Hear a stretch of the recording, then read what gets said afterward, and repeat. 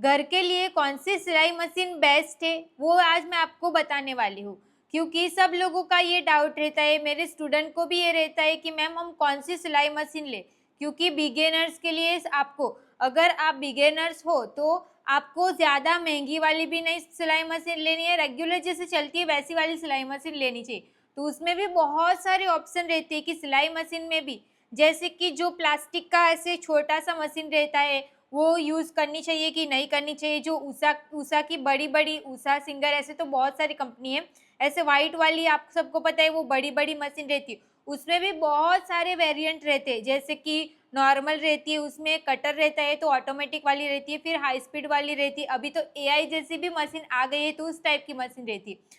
तो और ब्लैक वाली जो नॉर्मल हम पैर से चलाते हैं फिर हाथ से चलती है वो वाली रहती है, ऐसे बहुत सारी मशीन रहती है। तो आप सबको कैसे पता चलेगा कि आपको कौन सी मशीन, आपके लिए कौन सी मशीन बेस्ट है, तो वो मैं आपको आज समझाने वाली हूँ। तो मशीन की बात हमने स्टार्ट की, तो पहले आपको, सबसे पहले तो आपको बजट डिसाइड करना है कि आपको मिनिमम बजट कितना रहेगा। तो अगर आप मशीन लेना सोच रहे होंगे ना, तो आपको ना मिनिमम आपका बजट रहेगा 9,000 या 10,000, 10K समझ लो, इतना आप पकड़ लो, जैसे कि कातर ये सब कुछ आपको ज़रूरत का सामान सब कुछ आ जाएगा उसमें, 10,000 पकड़ के चलो। ऐसे तो जो उषा की मशीन आती है पैर से चलने वाली, वो मैंने ली है 8,100 की, वो मैंने मशीन ली है। तो अगर आप राउंड फिगर करके 10,000 पकड़ के चलोगे तो आपका इतना बजट में तो वो मशीन आ जाएगी। अगर हम उससे उससे थोड़ी आगे की सोचेंगे, जैसे कि पहले तो मैं आपको ये सजेस्ट करूँगी कि जो स्टूडेंट है वो अभी अभी सीख रहे हैं सिलाई का, आपको कुछ आता नहीं है, वो अभी अभी सीख रहे हैं, उनको आपको कौन सी मशीन लेनी चाहिए। तो उसके लिए ना आपको उषा की मशीन आती है, उषा की ही नहीं, कोई भी सिलाई मशीन आप ले, बट जो पैर से चलने वाली रहती है वो मैं आपको, मेरे क्लास में सब स्टूडेंट वही यूज़ करते हैं, तो मेरे क्लास में है तो मैं आपको चलो दिखाती हूँ कि कौन सी मशीन है। तो देखो ये वाली मशीन हम यूज़ करते हैं, ये वाली पैर से चलती है, यहाँ से हम ऐसे चलाते हैं ना तो ये पैर से ऑटोमेटिक चलती है। ये वाली मशीन का क्या है कि वो ज़्यादा स्पीड में नहीं चलती है, स्पीड में मतलब कि नॉर्मल हम चलाते हैं ना वैसे चल जाती है, क्योंकि जो लोग अभी अभी सिलाई सीख रहे होंगे ना, उनको मोटर वाली डायरेक्ट मशीन यूज़ नहीं करनी है, पहले पैर से चलाने वाली मशीन यूज़ करो। ये वाली मशीन मैंने 8,100 की ली थी, तो ये इतने बजट में आपको आसानी से मिल जाएगी। तो इतने की ये मशीन आती है, वो हमारे बजट में भी रहता है, तो ये मशीन आप यूज़ करो। ये मशीन के फ़ायदे क्या है कि इसमें अलग से मोटर आती है, मोटर की फ़ोटो मैं स्क्रीन पे डाल दूंगी, इस टाइप की हमारी मोटर आती है। तो अगर आप अभी अभी सीख रहे होंगे तो पैर से चला के सीखो, फिर अगर आपके पास काम ज़्यादा रहेगा, आपका पैर दर्द कर रहा रहेगा, आपको मशीन मतलब मोटर से चलाना रहेगा, तो उसमें मोटर भी लगती है। और ये फुल शटर की मशीन है, कभी भी मशीन आपको हाफ शटर की नहीं लेनी है, फुल शटर की ही मशीन आपको यूज़ करनी है। तो आपको ना मोटर उसमें लगा देना है, मोटर लगाने के बाद आप इजीली आप चला सकते हो, मोटर तो लग जाती है, ये मशीन आप नॉर्मल लो फिर उसके साथ मोटर लगा दो। ओके, तो ये हो गई हमारी ये बेस्ट मशीन रहेगी। कभी आपके घर पे लाइट जाएगी तो भी आप पैर से भी काम कर सकते हो, अगर लाइट रहेगी तो आप मोटर से भी काम कर सकते हो। अभी हम बात करेंगे जो बड़ी वाली वाइट मशीन आती है।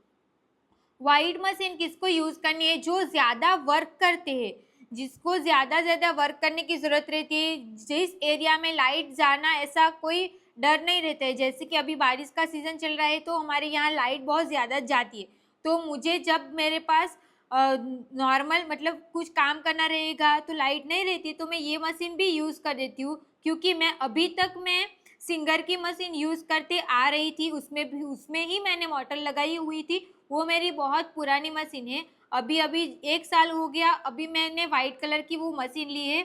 तो आप ऐसा नहीं कि सब लोगों को देख के आपको मशीन कभी भी नहीं लेनी है कि मैम ये वाइट वाला मशीन यूज़ कर रहे हैं तो मुझे भी वही मशीन चाहिए, नहीं।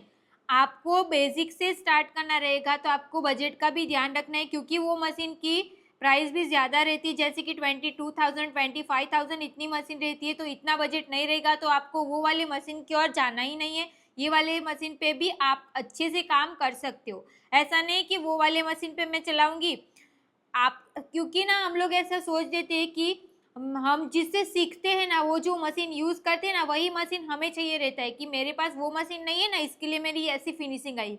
बट ऐसा नहीं रहता, फिनिशिंग हमें प्रैक्टिस करने से आती है, मशीन को चेंज करने से नहीं। ओके, तो आपको ब्लैक मशीन से स्टार्ट करना है, फिर आगे आगे जैसे आप आगे जाओगे तो आपको ऑटोमेटिक वाली ऐसी मशीन ले लेनी। डायरेक्ट आपको कभी भी इतना इन्वेस्ट नहीं करना है।